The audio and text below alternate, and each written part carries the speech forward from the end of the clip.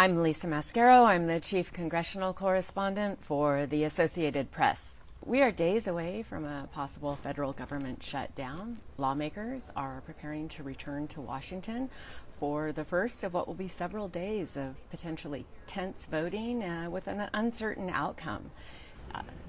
Speaker Kevin McCarthy is trying to get his Republican majority on board.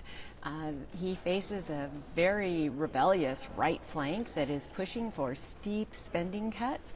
The level of spending cuts Speaker McCarthy has been unable to deliver. There's a lot of resistance, not just from Democrats, but of course from his own rank-and-file Republicans.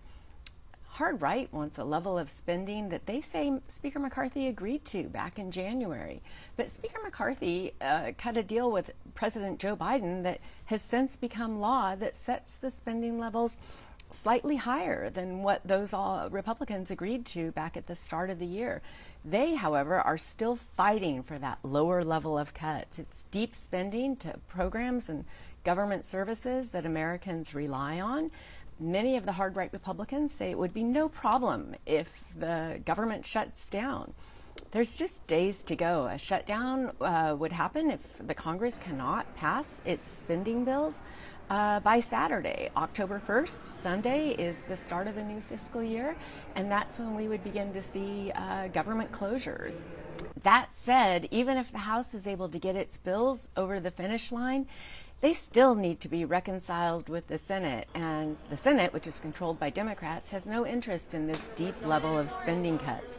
In fact, Senate Republicans and Democrats have been working together to pass their own bills at slightly higher spending levels. So at some point, the House and Senate are going to need to come together and reach an agreement. That seems highly unlikely in the days left, which is why Washington is bracing for a federal government shutdown as soon as this weekend.